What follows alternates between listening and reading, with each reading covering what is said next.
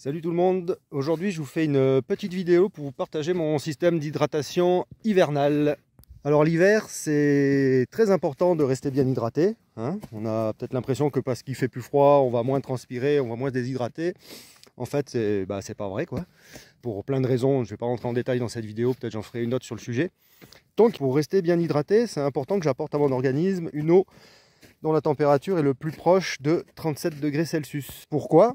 37 degrés, c'est la température de notre organisme. Si je bois de l'eau avec une température inférieure à ces 37 degrés Celsius, mon organisme va être obligé d'utiliser des calories internes pour réchauffer ce liquide avant qu'il soit disponible pour ma réhydratation. Du coup, mon système d'hydratation, il se compose de deux items pour les sorties à la demi-journée, les sorties assez courtes. Un thermos. D'accord ? Donc ça, là, on est vraiment sur l'équipement d'hiver de base. Ok. Ça me permet donc de boire de l'eau tiède et donc de mieux gérer ma réhydratation. Ok.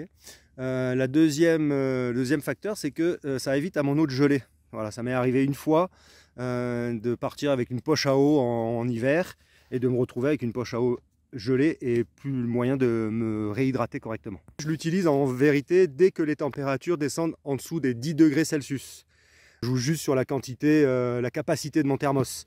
Mais voilà, j'aime bien pouvoir m'arrêter, faire rapidement un thé, une tisane, une bouillotte ou quoi que ce soit et avoir toujours avec moi dans mon sac à dos de l'eau chaude dès que les températures sont un petit peu basses. Le deuxième item que j'ai avec moi dès que je sors, c'est une gourde toute simple, d'accord.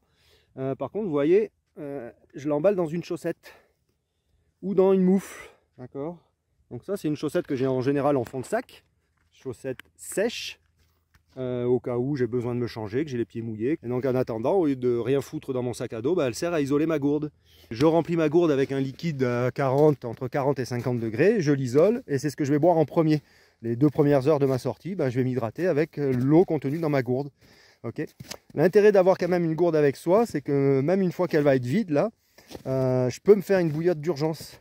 Je transfère l'eau chaude de mon thermos dans ma gourde, j'ai une bouillotte et je peux maintenir ma régulation thermique au top. Donc voilà, là vous avez vu les deux items que j'ai pour mes sorties courtes, 3 heures, 4 heures de sortie.